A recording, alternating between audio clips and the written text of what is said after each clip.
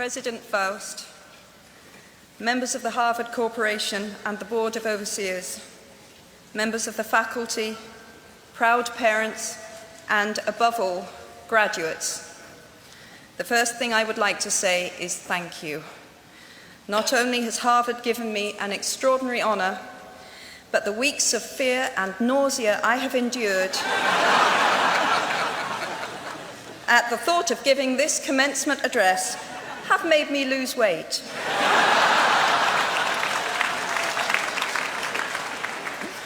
A win-win situation. Now all I have to do is take deep breaths, squint at the red banners, and convince myself that I am at the world's largest Gryffindor reunion.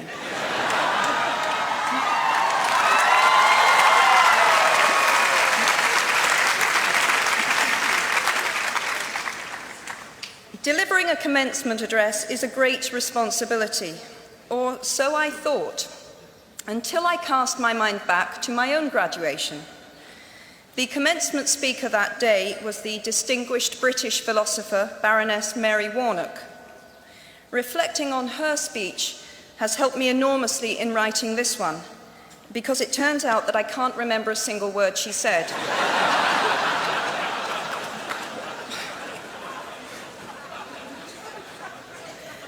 This liberating discovery enables me to proceed without any fear that I might inadvertently influence you to abandon promising careers in business, the law, or politics for the giddy delights of becoming a gay wizard.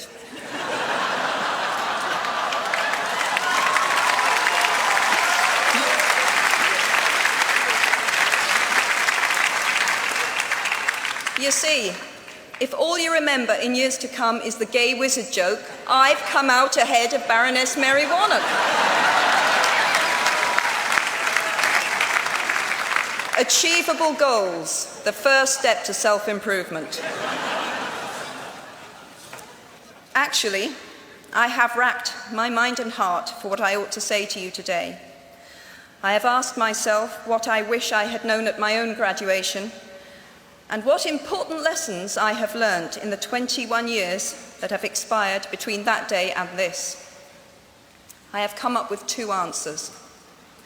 On this wonderful day when we are gathered together to celebrate your academic success, I have decided to talk to you about the benefits of failure.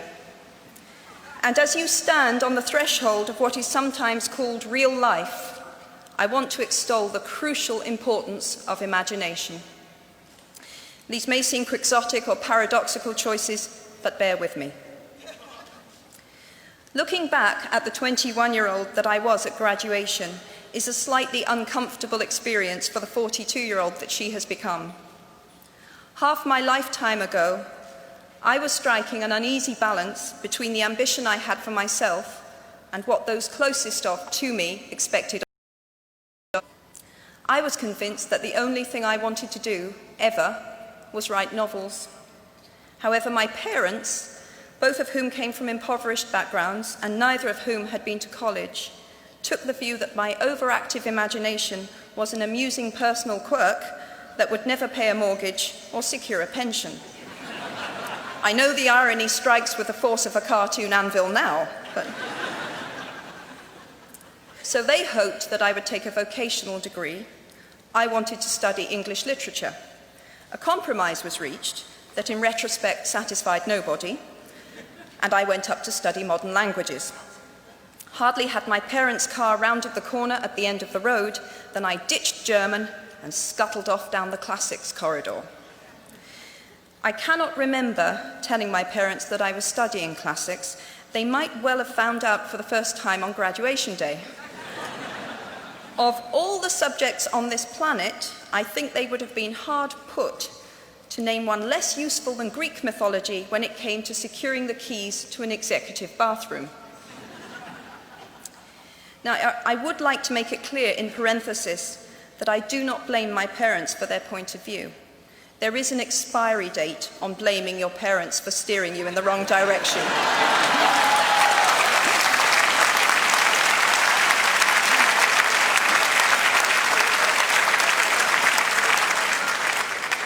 The moment you are old enough to take the wheel, responsibility lies with you. What is more, I cannot criticize my parents for hoping that I would never experience poverty. They had been poor themselves, and I have since been poor. And I quite agree with them that it is not an ennobling experience.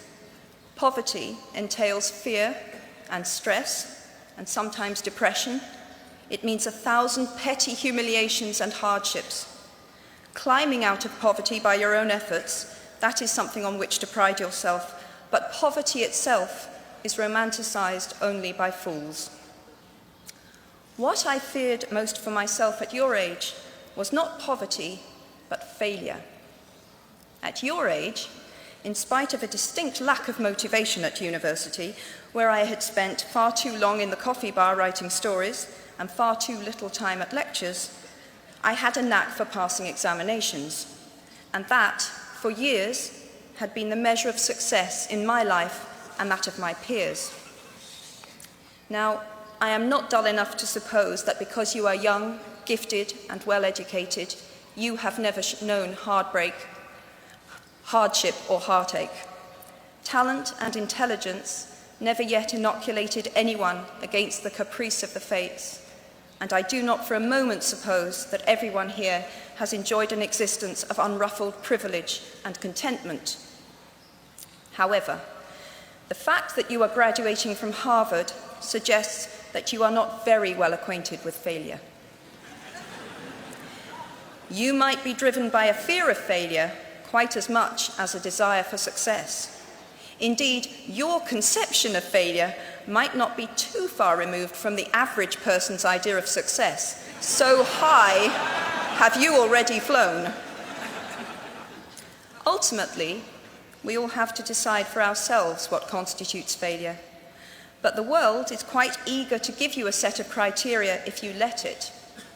So I think it fair to say that by any conventional measure, a mere 7 years after my graduation day, I had failed on an epic scale.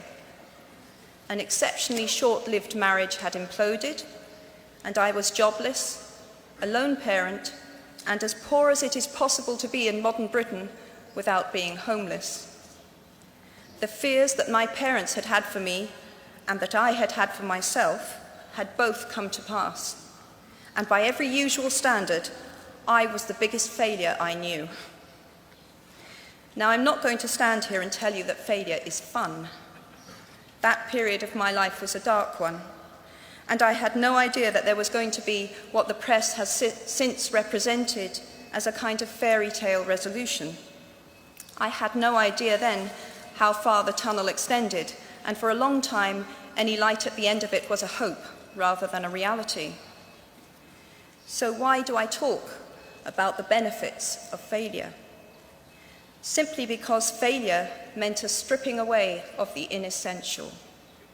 I stopped pretending to myself that I was anything other than what I was, and began to direct all my energy into finishing the only work that mattered to me. Had I really succeeded at anything else, I might never have found the determination to succeed in the one arena where I believed I truly belonged. I was set free because my greatest fear had been realized, and I was still alive, and I still had a daughter whom I adored, and I had an old typewriter and a big idea. And so rock bottom became the solid foundation on which I rebuilt my life. You might never fail on the scale I did, but some failure in life is inevitable. It is impossible to live without failing at something, unless you live so cautiously that you might as well not have lived at all, in which case you fail by default. Failure gave me an inner security that I had never attained by passing examinations.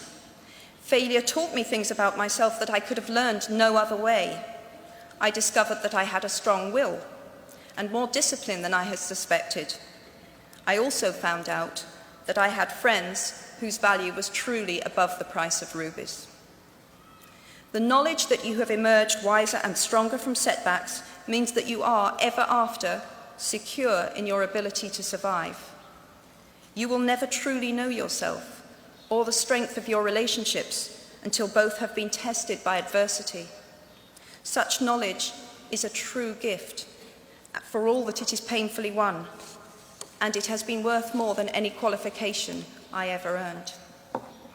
So given a time turner, I would tell my 21-year-old self that personal happiness lies in knowing that life is not a checklist of acquisition or achievement. Your qualifications, your CV, are not your life, though you will meet many people of my age and older who confuse the two. Life is difficult and complicated and beyond anyone's total control, and the humility to know that will enable you to survive its vicissitudes. Now, you might think that I chose my second theme, the importance of imagination, because of the part it played in rebuilding my life, but that is not wholly so. Though I personally will defend the value of bedtime stories to my last gasp, I have learnt to value imagination in a much broader sense. Imagination is not only the uniquely human capacity to envision that which is not, and therefore the fount of all invention and innovation. In its arguably most transformative and revelatory capacity, it is the power that enables us to empathize with humans whose experiences we have never shared. One of the greatest formative experiences of my life preceded Harry Potter, though it informed much of what I subsequently wrote in those books. This revelation came in the form of one of my earliest day jobs. Though I was sloping off to write stories during my lunch hours, I paid the rent in my early 20s by working at the African Research Department of Amnesty International's headquarters in London. There in my little office, I read hastily scribbled letters smuggled out of totalitarian regimes by men and women who were risking imprisonment to inform the outside world of what was happening to them.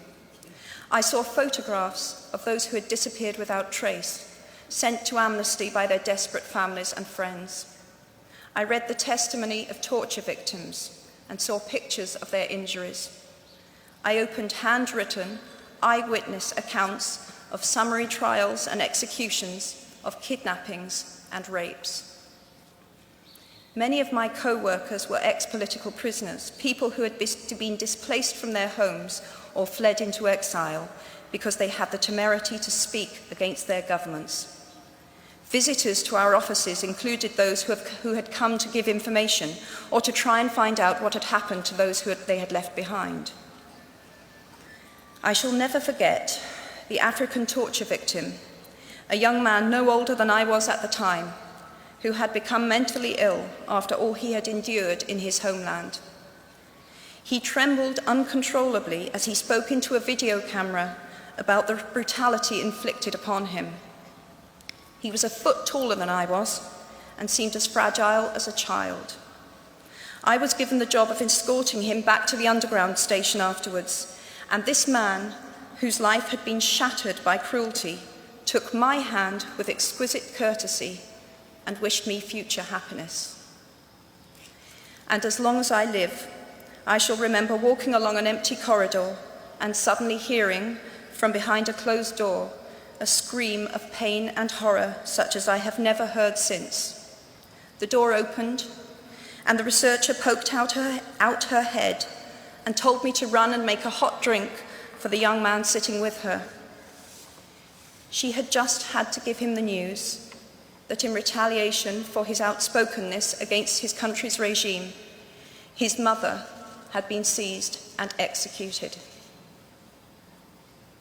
Every day of my working week in my early 20s, I was reminded how incredibly fortunate I was to live in a country with a democratically elected government, where legal representation and a public trial were the rights of everyone. Every day, I saw more evidence about the evils humankind will inflict on their fellow humans to gain or maintain power. I began to have nightmares, literal nightmares, about some of the things I saw, heard, and read. And yet, I also learned more about human goodness at Amnesty International than I had ever known before. Amnesty mobilizes thousands of people who have never been tortured or imprisoned for their beliefs to act on behalf of those who have. The power of human empathy leading to collective action saves lives and frees prisoners. Ordinary people whose personal well-being and security are assured join together in huge numbers to save people they do not know and will never meet. My small participation in that process was one of the most humbling and inspiring experiences of my life. Unlike any other creature on this planet, human beings can learn and understand without having experienced. They can think themselves into other people's places. Of course, this is a power, like my brand of fictional magic, that is morally neutral. One might use such an ability to manipulate or control, just as much as to understand or sympathize. And many prefer not to exercise their imaginations at all. They choose to remain comfortably within the bounds of their own experience, never troubling to wonder how it would feel to have been born other than they are. They can refuse to hear screams or peer inside cages. They can close their minds and hearts to any suffering that does not touch them personally. They can refuse to know. I might be tempted to envy people who can live that way, except that I do not think they have any fewer nightmares than I do. Choosing to live in narrow spaces leads to a form of mental agoraphobia, and that brings its own terrors. I think the willfully unimaginative see more monsters. They are often more afraid. What is more, those who choose not to empathize enable real monsters, for without ever committing an act of outright evil ourselves, we collude with it through our own apathy. One of the many things I learned at the end of that classics corridor down which I ventured at the age of 18 in search of something I could not then define was this, written by the Greek author Plutarch. What we achieve inwardly will change outer reality. That is an astonishing statement, and yet proven 1,000 times every day of our lives. It expresses in part our inescapable connection with the outside world, the fact that we touch other people's lives simply by existing. But how much more are you, Harvard graduates of 2008, likely to touch other people's lives? Your intelligence, your capacity for hard work, the education you have earned and received give you unique status and unique responsibilities. Even your nationality sets you apart. The great majority of you belong to the world's only remaining superpower. The way you vote, the way you live, the way you protest, the pressure you bring to bear on your government has an impact way beyond your borders. That is your privilege and your burden.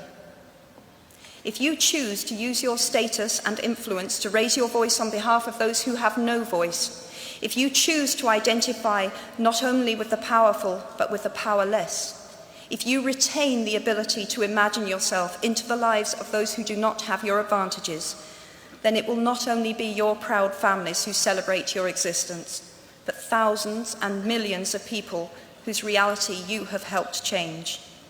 We do not need magic to transform our world. We carry all the power we need inside ourselves already. We have the power to imagine better. I am nearly finished. I have one last hope for you, which is something that I already had at 21. The friends with whom I sat on graduation day have been my friends for life. They are my children's godparents, the people to whom I've been able to turn in times of real trouble, people who have been kind enough not to sue me when I took their names for Death Eaters.